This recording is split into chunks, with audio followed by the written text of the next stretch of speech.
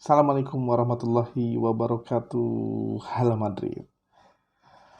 Waduh teman-teman sekalian, gue sangat bahagia sekali di hari Ahad tanggal 29 Mei ini, karena tadi malam pertandingan final Liga Champions tahun 2022 akhirnya dimenangkan oleh tim kesayangan gue, Real Madrid.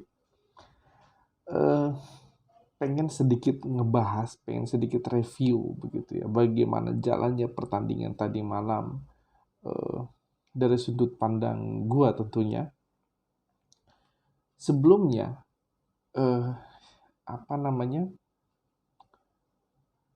preview dari para pundit-pundit di Indonesia membuat gua sedikit bungkam, tidak terlalu banyak komentar begitu ya, karena sejujurnya Liverpool ini tim yang sangat kuat musim ini, tim yang sudah mapan, dilatih oleh Jurgen Klopp yang memiliki sistem atau filosofi permainan yang telah ditanamkan ke Liverpool hingga akhirnya sempat juara Liga Champions di tahun 2018 kalau tidak salah. Dan itu membuat gue berpikir kita nggak boleh ngeremehin mereka. Mereka ini punya mental kedalaman skuad yang luar biasa. Meskipun memang Real Madrid sampai ke final dengan susah payah melawan PSG, akhirnya bisa remontada, kembali lagi menang setelah di leg pertama kalah melawan Chelsea, kemudian lawan Manchester City. Pundit-pundit sepak bola di Indonesia banyak yang mengatakan Ancelotti ini miskin. Tidak banyak, hanya satu orang. Dan lu tahu siapa yang mengatakan Ancelotti ini miskin taktik? Gua pribadi penasaran dengan statement itu dari pertandingan ke pertandingan. Ketika lawan PSG, ketika lawan Chelsea, kemudian ketika lawan Manchester City. Definisi miskin taktik itu sampai saat ini gua nggak mendapatkan dari si pundit ini sebenarnya. Karena kalau kita bicara taktik, maka kita harus melihat dari segala sudut pandang, dari formasi pemain, kemudian manajemen, ini semua akan berpengaruh begitu ya. Bagaimana taktik itu sangat fleksibel. Kita tidak bisa melihat hanya dari satu filosofi bermain saja. Jadi kalau kita sudah punya filosofi, maka lu idealis. Ketika lu idealis, sebenarnya itu lu nggak punya banyak pilihan taktik di situ. Begitu. Jadi kalau miskin taktik, si Ancelotti ini gue pikir dari 3 pertandingan menuju final, ketika lawan PSG, di leg pertama gue inget banget bahwa Real Madrid itu ball possession-nya parah, nggak ada shoot on goal. Itu betul-betul Ancelotti mengakui kesalahannya dan kemudian diperbaiki di leg kedua. Ketika diperbaiki di leg kedua, hasilnya menang. Berhasil membalikan kondisi dan menuju ke perempat final. Begitu. Maka di sini kita bisa lihat bahwa Ancelotti tidak memiliki patokan taktik yang sama. Begitu. Dalam setiap kondisi dia selalu mengubah. Artinya sebenarnya secara taktikal dia tidak memiliki satu pakem. Dan gue pikir justru inilah pelatih yang hebat begitu ya, menurut gue. Karena kalau sebelumnya gue pernah baca komik yang namanya Fantasista, dan gue pikir itu si pundit ini harus harus baca itu komik karena gue mendapat knowledge tentang sepak bola yang cukup yang cukup berarti buat gue, karena di situ gue dapat melihat bahwa ternyata setiap negara tuh memiliki filosofinya masing-masing. Dulunya Italia itu terkenal dengan catenaccio, kemudian Inggris kick and rush, kemudian Jerman dengan machine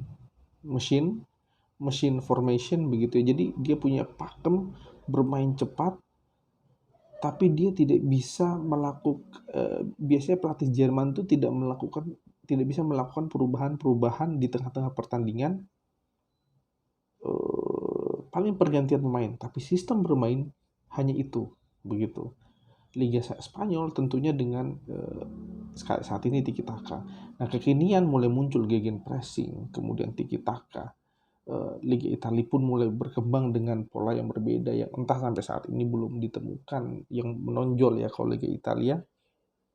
Tapi formasi apa namanya dari ketiga pakem dari tiga negara ini, gue belajar bahwa ternyata si Klopp ini juga memiliki tipikal yang sama, begitu ya. Dimana setelah beberapa kali ketika lawan Villarreal, gue memperhatikan ketika lawan City di final, gue lihat juga ternyata Liverpool ini punya pakem, si Klopp ini punya pakem yang sama. Pergantian pemain tapi sistem itu tetap ada. Nah, disinilah celah atau kelemahan dari sistemnya Klopp. Karena dia ketika mentok ya hanya pergantian pemain, tapi tidak ada pergantian atau perubahan sistem yang signifikan. Sehingga menurut gue ini menjadi satu titik lemah. Ini nanti gue ngomongin ketika kita ngebahas review dari pertandingan. Ini kita masih membahas tentang sedikit pandangan para pundit gitu ya. Nah, dan Real Madrid dengan Ancelotti-nya, gue melihat ada perbedaan di tahun 2014 dengan saat ini. 2014 dengan 3 penyerang, Ancelotti lebih berani untuk menyerang dibanding saat ini. Dengan komposisi pemain saat ini, Ancelotti memiliki memiliki skema tersendiri. Akhirnya di pertengahan musim begitu ya, terutama ketika mengalahkan PSG dan Chelsea, akhirnya Madrid memiliki skema tersendiri, memiliki beberapa opsi. Dan Ancelotti akhirnya ketika strategi satu gagal, memiliki strategi kedua. Masa kayak begitu dibilang miskin taktik? Menurut gue enggak. Kemudian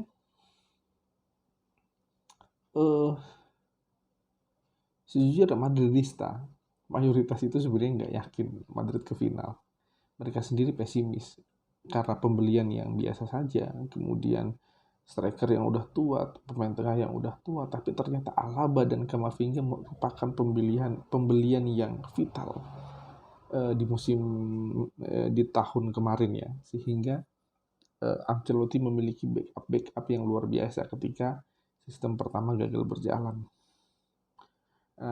Oke. Kemudian yang gue pengen ngomongin juga adalah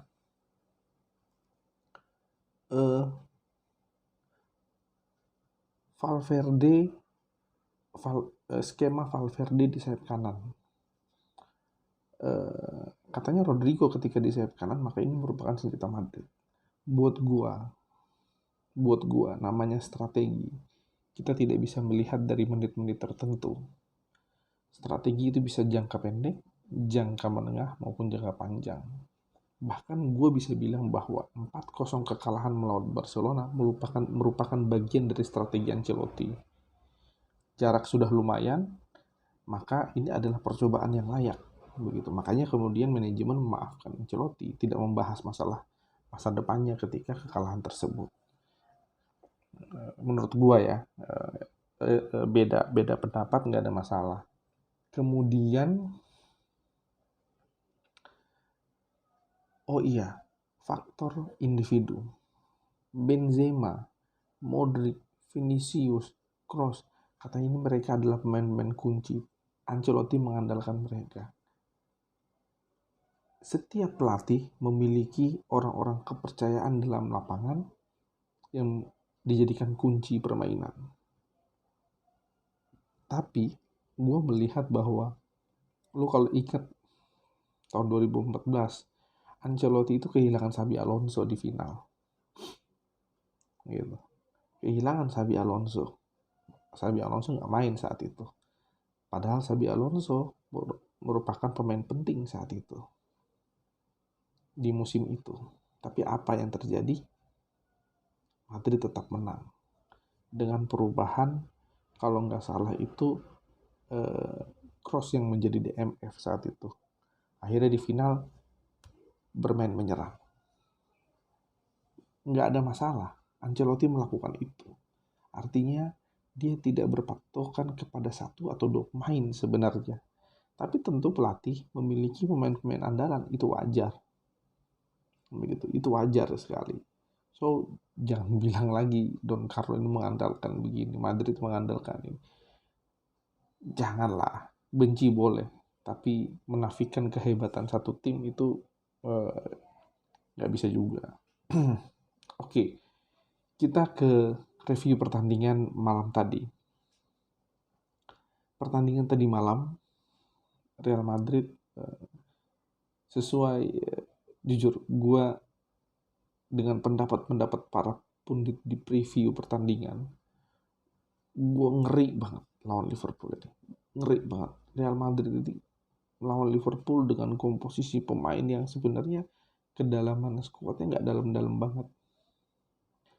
Kemudian secara pelatih, Klopp ini udah bertahun-tahun melatih Liverpool, sedangkan Ancelotti baru ngelatih lagi.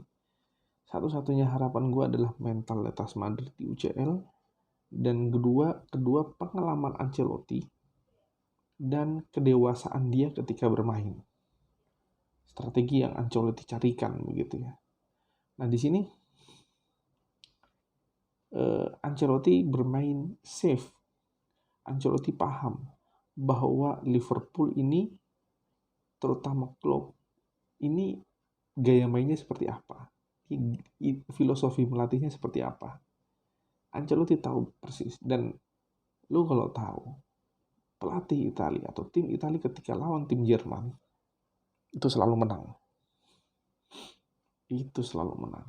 Inter lawan Munchen di final, Inter menang. Kenapa?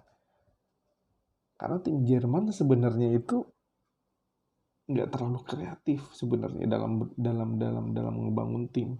Ketika skema yang dia buat saat itu, tim atau pelatih ya, membuat satu tim, membangun satu tim, ketika filosofinya, skemanya seperti itu, ya skemanya seperti itu, sistem bermainnya akan seperti itu. Ketika dirubah sedikit saja, ada dirubah sedikit, pola tadinya 4-4-2 diganti 4-3-3, itu akan sangat membahayakan. Atau bahkan emang tidak ada. Mereka hanya memiliki satu sistem biasanya, satu sistem bermain. Like, itu yang tadi gue baca di komik Fantasista, seperti mesin tim Jerman itu kalau bermain. Kenapa? Lu kalau ngerti mesin itu akan ada pengembangan. Tapi dalam satu masa, mesin itu sistemnya bekerja seperti itu dan sulit untuk dirubah. Pakemnya seperti itu, kaku. Kelemahannya adalah kaku. Klopp seperti itu, ganti pemain, penambahan, oke, tapi sistemnya seperti itu. Itulah yang dipahamkan ke seluruh pemain Liverpool. Ancelotti paham itu. Nah, Ancelotti realistis ketika melihat tim Liverpool yang begitu kuat, dan Ancelotti meyakini Klopp tidak akan merubah sistemnya. Ancelotti nggak mungkin Klopp tidak mungkin tiba-tiba bermain medium press begitu ya, medium press, enggak gitu. Gue yakin Ancelotti udah ngeliat pertandingan Liverpool. Nah, makanya dalam pertandingan tadi Ancelotti menggunakan formasi yang sama seperti dengan bermain di leg pertama melawan Chelsea, yaitu Valverde di sayap kanan. Formasi di atas kertas 4-3-3, 3 gelandang utama seperti biasa, butuh pengalaman mereka. Back, bersyukurnya gue adalah backnya semuanya ada gitu ya. Karena itu back handal Madrid saat ini, itu yang bisa diandalkan. Pemain depan cuman ya Vinicius dan Benzema. Nah, di sini menarik. Babak pertama berjalan, Madrid kalah ball possession. Madrid apalagi namanya kalah peluang. Shoot on goal, shoot on target banyakan Liverpool. Tapi kalau lu lihat di babak pertama, yang membedakan adalah Madrid ini tidak bermain parkir bus seperti Atletico Madrid sebenarnya. Mereka bermain mencoba untuk melawan pressing dari pemain Liverpool. Makanya Kroos dan Modric tetap menjemput bola, mencoba mengalirkan passing. Tapi mereka betul-betul tidak ingin memaksakan untuk menghindari kesalahan-kesalahan di lini tengah. Karena kalau ada kesalahan pemain Liverpool kencang-kencang, Mane salah, Diaz bahaya. Tapi kalau berjalan, itulah kenapa gue bilang Madrid enggak. Ini ada salah satu komentar di Instagram gue kalau nggak salah. Madrid itu bermain reaktif football begitu ya. Dan ini yang sebenarnya dijalankan. Gue lihat oke, itu nama yang sesuai kayaknya. Karena tidak bisa dibilang Catenaccio juga.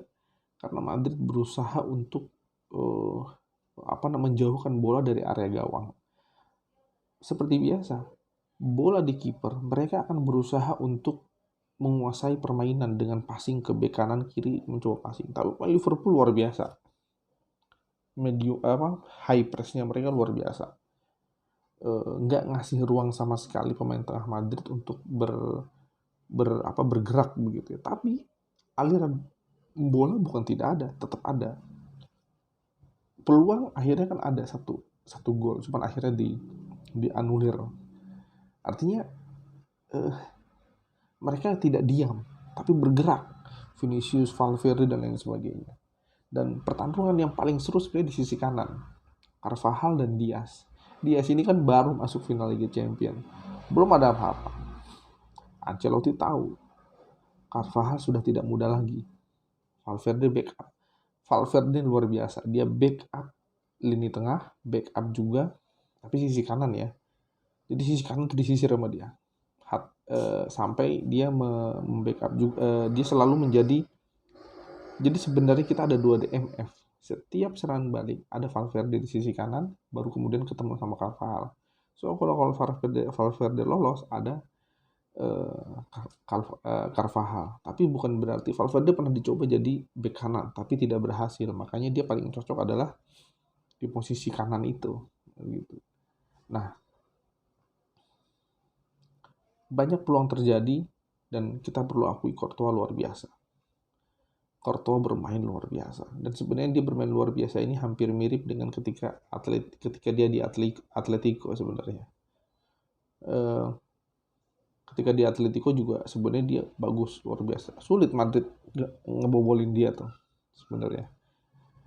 Nah, nanti kita bahas ketika babak kedua ya tentang Courtois ini.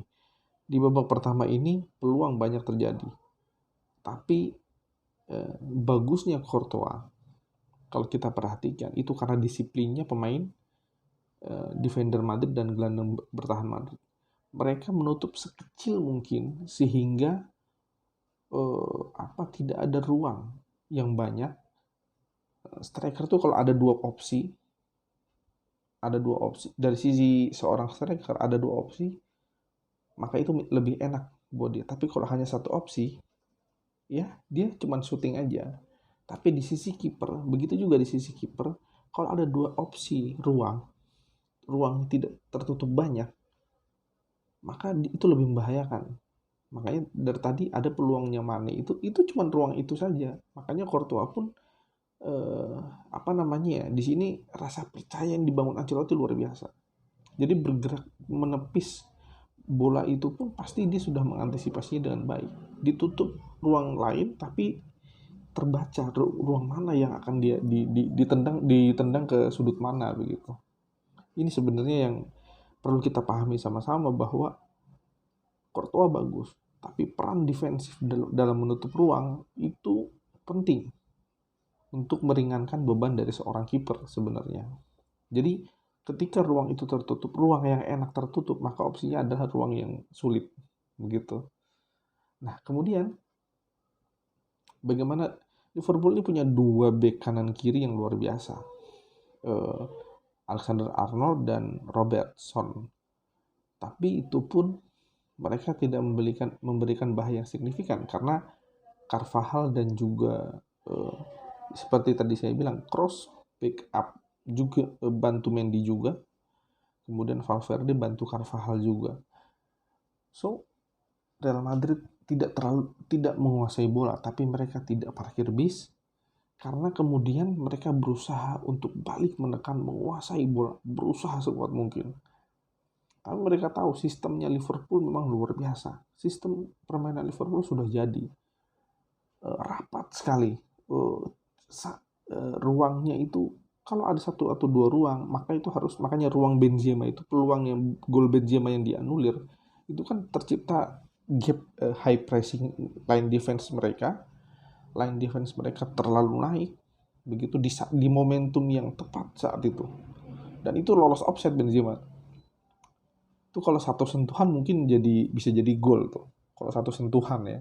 Tapi ya that's is Benzema, dia selalu mencari gol yang pasti, makanya dia passing ke belakang.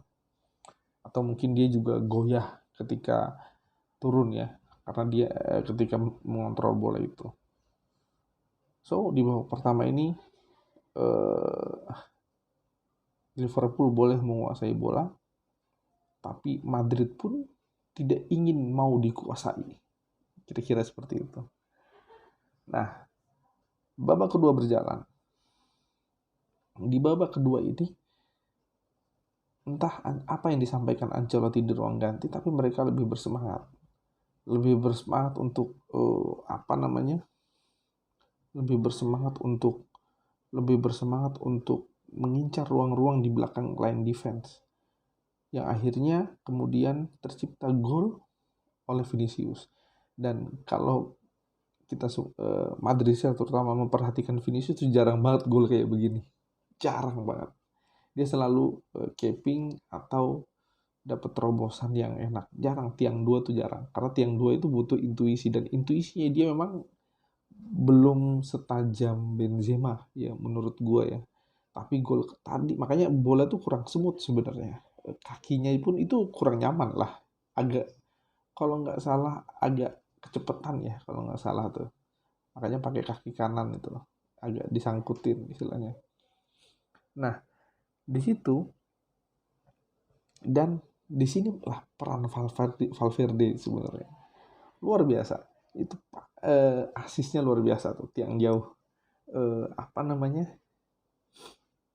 Jadi apa kata pundit-pundit yang sok tahu istilahnya, kenapa Valverde dimainin di kanan gitu ya, dan ini bukan kekuatannya Madrid. Justru pernyataan lu itu ya, kalau didengar sama Klopp ya mungkin akhirnya disepelein gitu ya.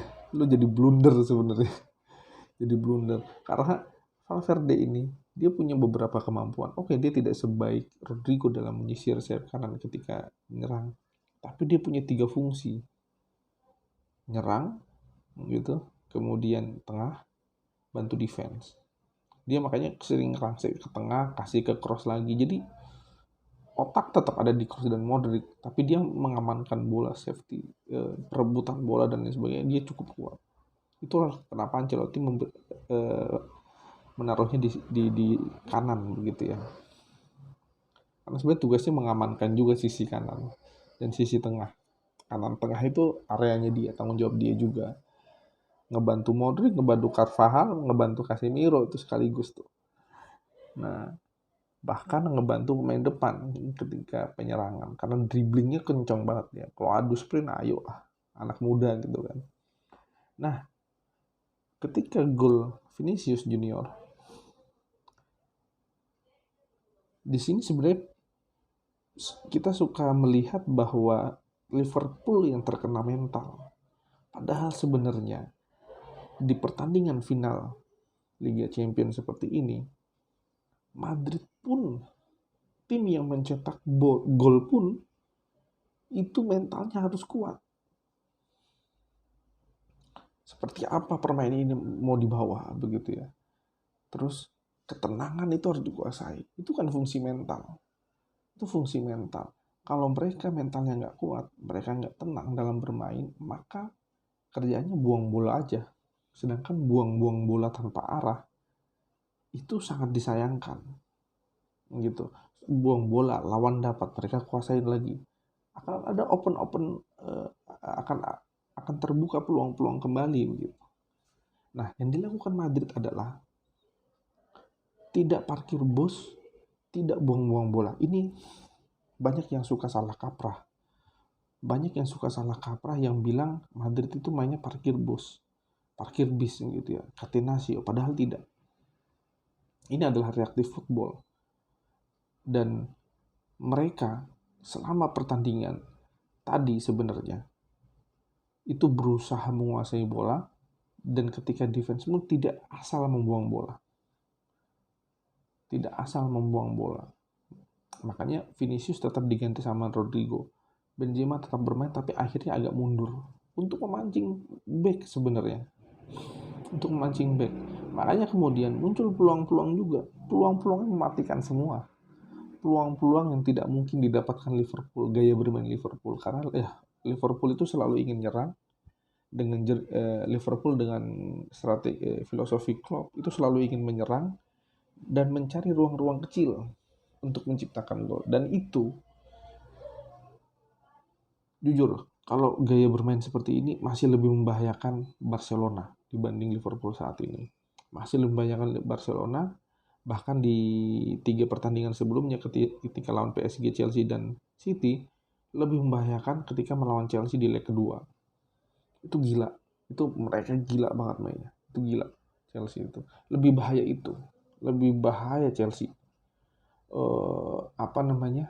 Karena mereka memanfaatkan ruang kecil tuh luar biasa. Tektokannya tuh di center luar biasa. Luar biasa. Nah, Liverpool masih ada ruang ternyata.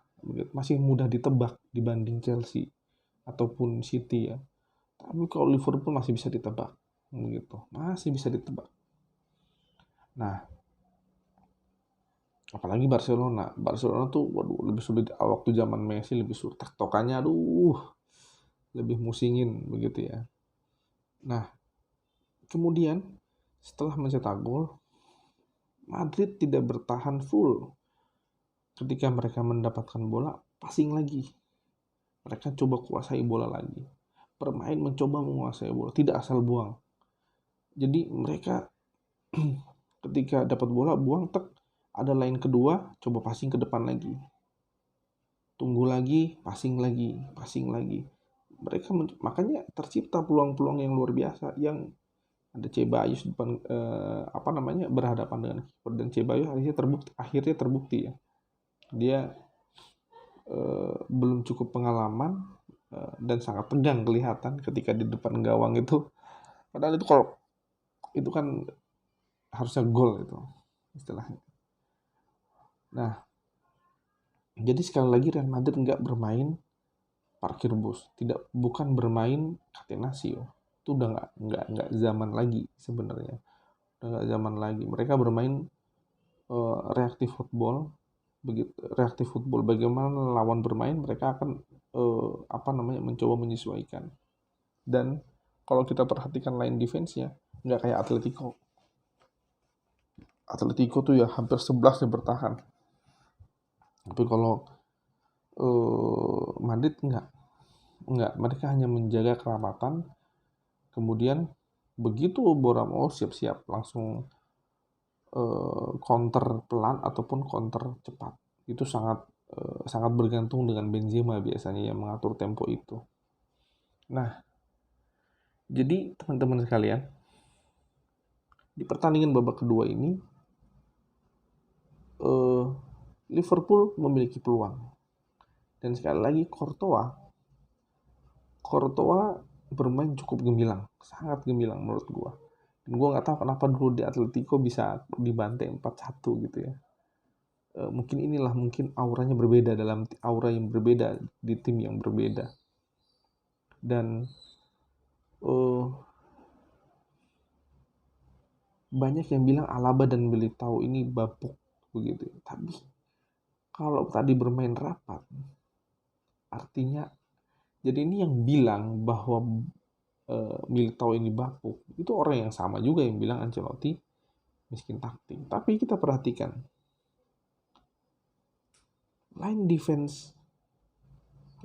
bilang Mendy juga biasa. Line defense Madrid luar biasa. Defense Madrid tadi bermain sangat disiplin. Artinya Ancelotti memiliki kemampuan lain, bukan hanya sekedar taktik yang kreatif ya, tapi punya kemampuan lain untuk memberikan insight-insight baru terhadap para pemainnya. Gitu. Nah, di pertandingan kedua ini kita juga bisa di babak kedua ini kita juga bisa melihat pengalaman. Jadi Liverpool memasukkan banyak pemain depan di 10 menit terakhir. Bagaimana dengan Real Madrid? Mereka paham bahwa ketika mereka tidak kebobolan, maka mereka akan menang. Ketika mereka tetap tenang, maka mereka akan menang. Makanya ketika diserang membabi buta pun, pemain Madrid tetap menjaga keseimbangan sejak awal. Ada beberapa peluang Liverpool dari Muhammad Salah. Tapi sekali lagi, line defense Madrid berhasil menutup ruang-ruang yang mudah. Begitu. Courtois pun percaya dengan defense ini sehingga kita tahu Salah itu jarang nge-shoot ke tiang dekat. Dia lebih sering shoot ke tiang jauh dengan pressingnya. Dan itu terbaca betul sama Courtois. Gitu. Kemudian ada peluang dari Keita yang mencoba mengikuti shootnya Luka Modric, tapi ya gabung dulu sama Madrid, belajar sama Modric lah sejauh gitu. Jadi di detik-detik terakhir pun Liverpool ternyata tidak memiliki semangat untuk menciptakan gol. Tidak ada, lapangan itu kan luas, harusnya bisa memanfaatkan ruang luas itu untuk berkreasi. Tapi itulah yang gue bilang bahwa pelatih Jerman itu rata-rata skemanya seperti itu, skemanya seperti itu. Skemanya seperti lama-lama akan karatan juga kalau tidak dikembangkan begitu ya. Tapi pelatih-pelatih Italia dan Spanyol selalu berusaha menemukan ruang-ruang yang bisa dieksploitasi gitu, dan itu cerdasnya Ancelotti, itu visionernya Ancelotti, itulah Ancelotti. Dan pelatih Italia yang gue pikir nggak punya pakem pelatih yang nggak punya pakem itu yang lebih berbahaya, karena ketika dia menemukan ruang berdasarkan hasil analisanya, maka tinggal dia bagaimana memanfaatkannya. So, prit habis babak kedua dan Real Madrid akhirnya berhasil menjuarai UEFA Champions League tahun 2022. Bagi pendukung Liverpool, berbanggalah dengan permainannya, begitu. Bagi pemain Madrid, berbanggalah atas kemenangannya. Satu lagi insight buat para pundit-pundit yang idealis. Awalnya gue mengagumi Tiki Taka, gitu ya. Tapi setelah pertandingan final ini, gue jadi yakin bahwa sepak bola itu tidak bisa dilihat dari satu filosofi saja. Sebagai pelatih, dia harus belajar memahami berbagai macam filosofi dalam bermain sepak bola, dan agar untuk bisa menangani ketika melawan tim-tim yang sesuai dengan filosofi tersebut. Bagaimana? Jadi daripada idealis dengan filosofi bermain tertentu, lebih baik mencari solusi berdasarkan pemain yang ada dan berdasarkan penelitian terhadap lawan, kemudian meramu formasi, taktik, dan lain sebagainya untuk dijadikan solusi dalam satu pertandingan. Itulah pelatih hebat menurut gua. Nggak bisa pelatih model Jurgen Klopp yang gue inget, Jupp Heynckes, Kemudian siapa lagi ya? Bahkan Pep Guardiola ini kan mereka punya filosofi masing-masing. Tapi filosofinya itu kadang ketika bertemu dengan eh, antitesisnya itu sulit berkembang.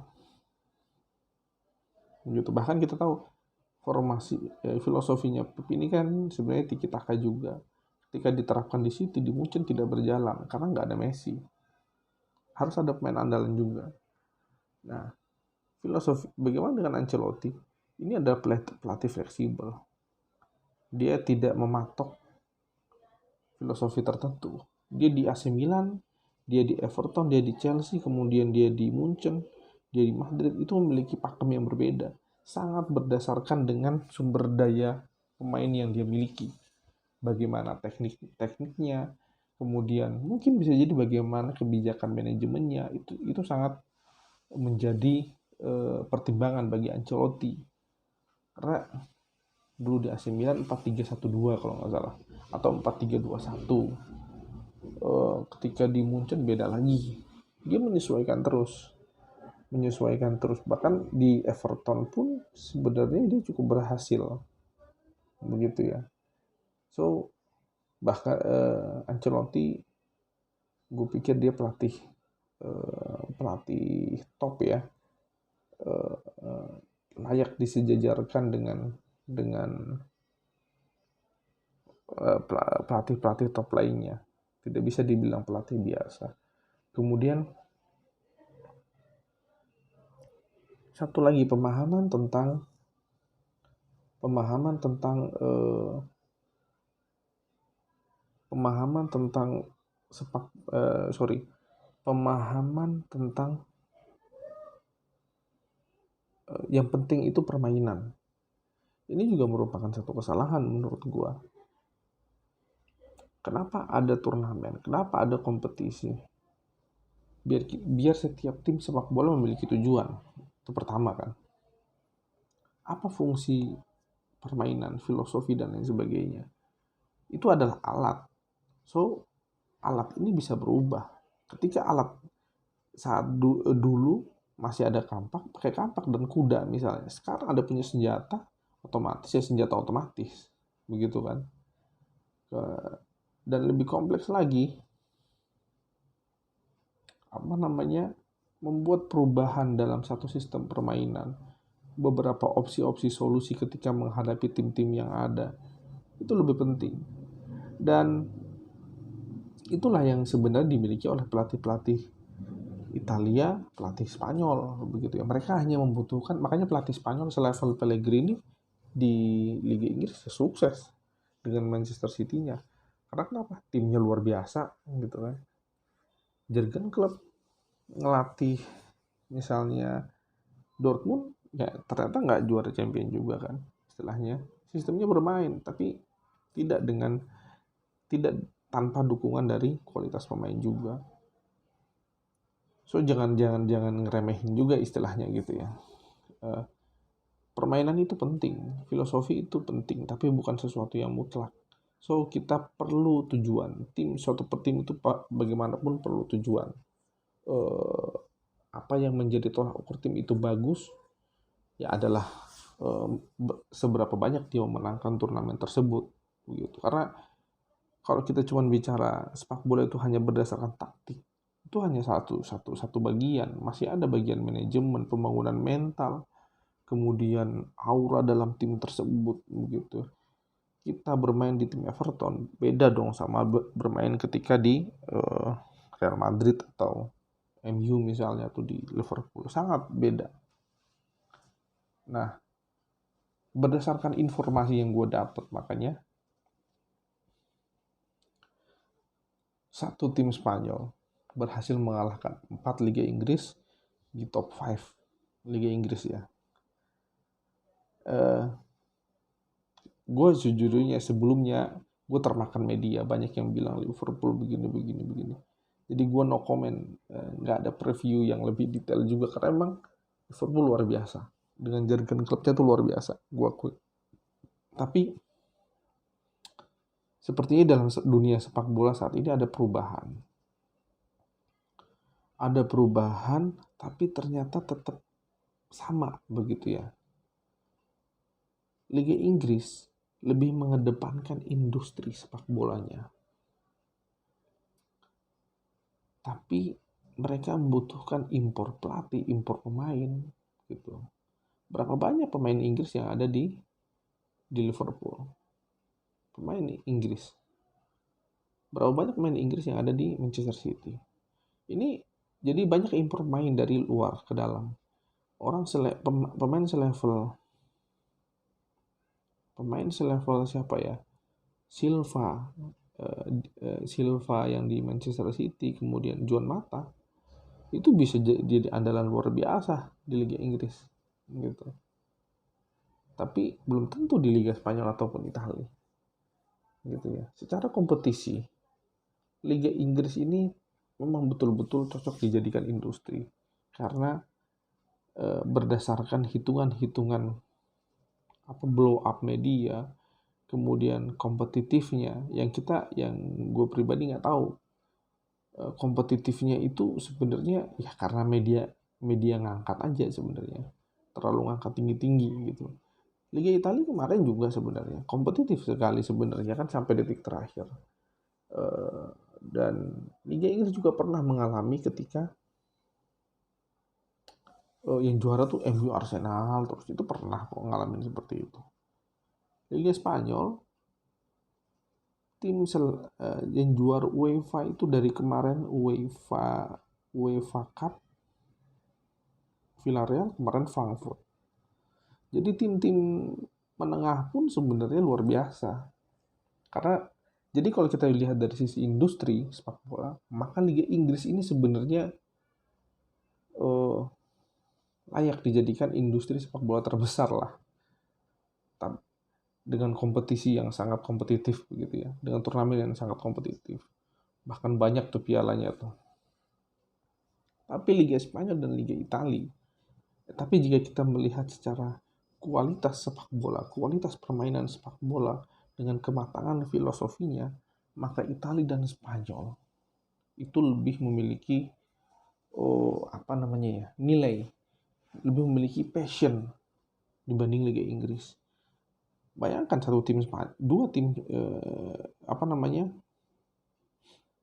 Real Madrid berhasil mengalahkan 4 tim terbesar. Ini sesuatu yang bisa dinilai begitu. Jadi kalau kita ingin, ya mungkin kalau mau cari uang ya, mungkin itu transisi juga, bukan transisi tapi penguasaan klub.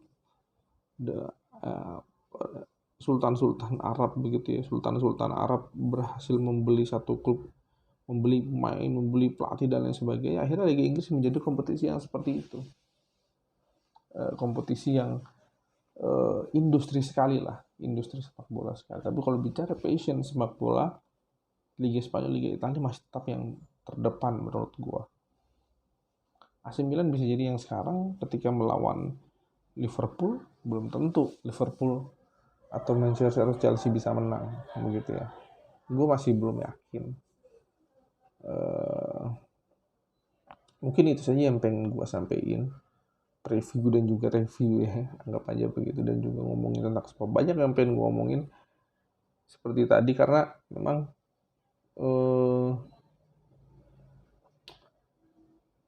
gue ingin buktikan semuanya lah istilahnya.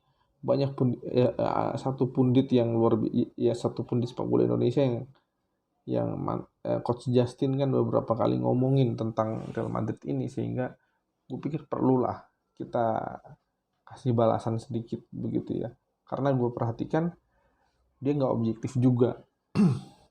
Dia punya standar sendiri yang sebenarnya standar itu tidak bisa dipakai oleh semuanya gitu.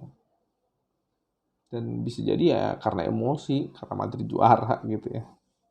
So bagi Madridista di Indonesia, Hala Madrid, selamat. Dan buat Big Reds, tetap semangat, kalian bermain luar biasa. Gue pribadi respect dengan gaya bermain, tapi ya itulah Sepak bola bukan hanya terkait strategi dan filosofi bermain. Banyak aspek yang perlu diperhitungkan, mentality, ketenangan, faktor pengalaman, itu semua sangat dipertimbangkan.